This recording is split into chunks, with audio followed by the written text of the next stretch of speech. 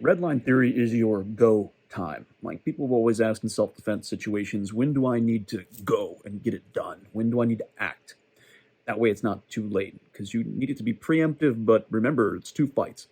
You got the fight that's in front of you, and then you have your court battle. Number one, make sure you always call the police first. I don't care if you leave him a bloody snot stain on the floor, if you send him off the planet, if he wakes up in next week, you better call law enforcement immediately. That's number one. Now, at least when you go in front of the judge, you can say, I have a plan and a method, and I implemented this plan and method in order to stay safe. This isn't legal advice by any stretch of the imagination. I was in New York. I was running security for Occupy. It was a station that was covering Occupy Wall Street. I was a cameraman. I also learned how to do some editing on the fly, some journalism as I was going. It wasn't a mainstream news media, that's for sure. It was late at night, and I was walking somebody home, and it was in the Bronx, not the good area. But it was probably 2:30 in the morning. It was super late. It was quiet, just came up off the subway. And I'm looking around. It's dark. I'm really good at gray, man. Hat down low. Happen to be a female. Another journalist. And, I'm basically going from street light to street light. And it's dark. I'm going, yeah, this is going to be easy. No big deal. Out of the distance, I hear, hey, you! And I'm going, there's no way. There's no way anybody can see us. There's no way. And I'm going, all right, just keep walking. Everything's going to be okay. Hey, you MFer! And I'm going, oh, okay. Now we're getting ready to cross the street, and I kind of let her go first. I have a backpack on. And as we're crossing the street, sure enough, someone saw us. And they're encroaching the space. They're getting closer. I couldn't tell what the size of the person was because it was pretty far off. I'd have to say maybe the distance between like 2 or 3 light poles. So I'm going, wow, they're really down there. Hey, you MFer! And it's getting louder. And he's booking it. And he gets a little closer, and I'm going, all right, this dude's getting bigger as he keeps coming. And I'm going, game plan, game face. And I have a plan. I know about red line theory. It's just a good example of it. At this point, I know that if somebody gets to a certain, depending upon their speed coming in and their size, I'm not going to let them get close enough to do damage to me or anybody I'm with. So what I did was I got between myself and the lady that I was helping her get back to the place that she was staying. And the guy keeps getting bigger. And I'm human. I know I'm human. And what you learn from training is your limits. And I'm not the end-all be-all. I know that. I know my limits. I know when to fold them. That's what a man learns. So my game plan in my head for the longest time was power push, get them on their heels, and go. It is go time. Now this guy keeps booking it closer and closer to what I would consider my red line and my line in the sand, where I'm like, uh-oh, it is about to go down. And he gets closer and closer, and this dude gets big. He's probably about 6'4". I'm going, damn. Will be a long night. Now I keep hearing his other friends. Now he's got friends. Don't hit him! Don't hit him! More confusion. I'm going, does he mean for me not to hit him, or for him not to hit me? In the middle of things, it can get a little confusing. Stick to the game plan. I've got a game plan. Keeps me calm, cool, and collected. Having a game plan will do that. And I go, all that stuff is distraction. I know mine, red line. If it crosses that, it's go time, period. I'm going to send it. Now, don't hit him, don't hit him. Confusing as all hell. He gets right up. I have my hands in that interview stance where I'm like, hey, I don't want any trouble. I don't want any problems. I dig in my back, my foot into the earth, and I'm getting ready. I'm trying to be submissive, but I know I'm about to launch. Homeboy gets right up to the line of scrimmage. This is freaky. It still freaks me out to this day, and it's been so many years. Drops to his knees and starts crying.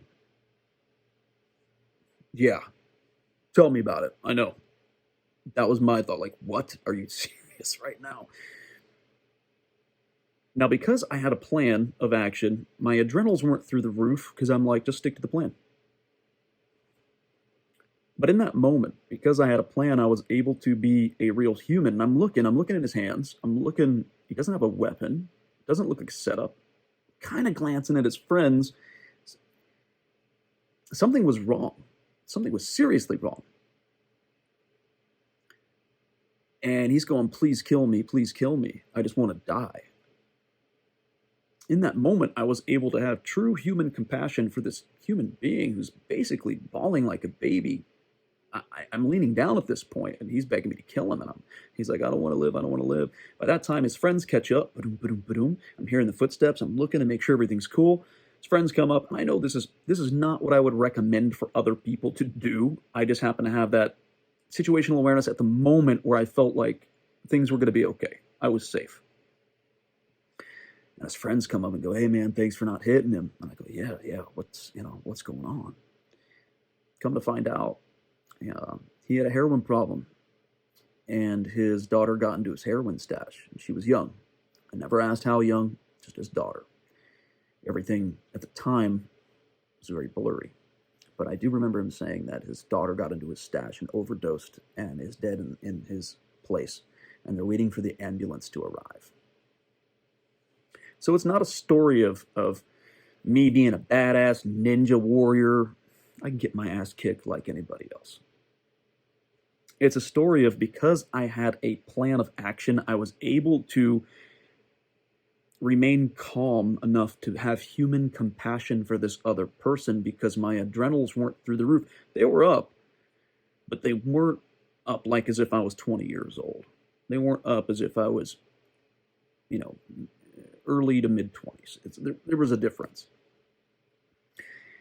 And when you have a plan of what you're going to do and how you're going to respond, it does curb a lot of that. And I suggest everybody have that plan of action. And each person and situation is going to be different. You're going to have to figure out what that is for you.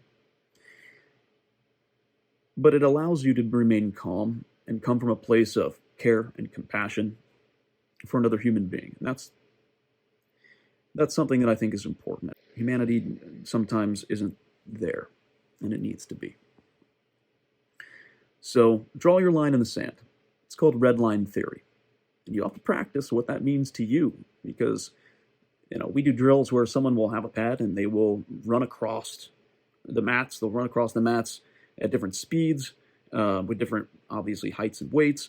And you'll notice that sometimes you let people get a little too close. We've got a lot of drills like that. But you need to be able to figure out what your real power limitations are.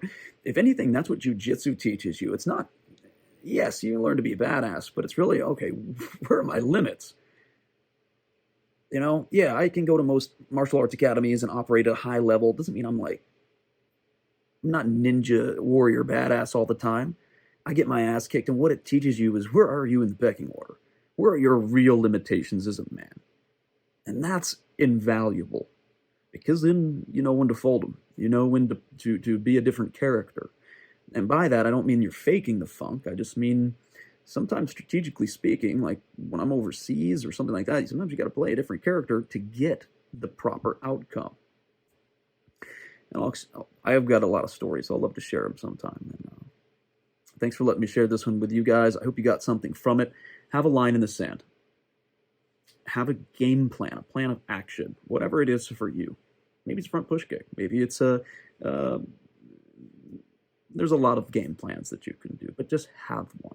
So that way, when the time comes, you're able to think properly. That's what I want for everybody. See you guys on the mats.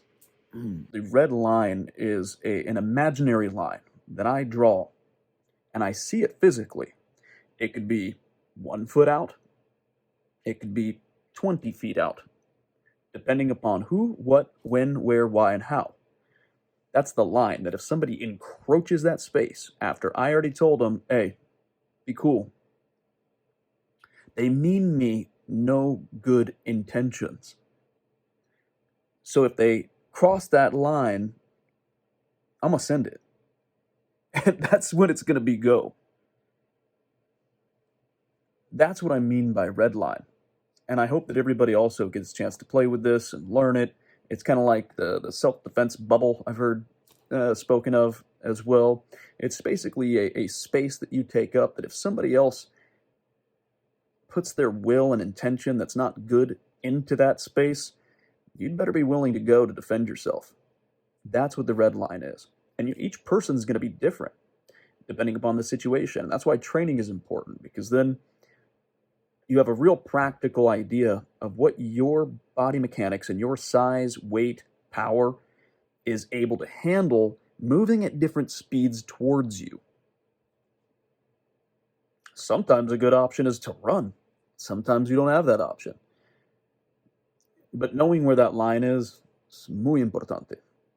It's very important. That's red line.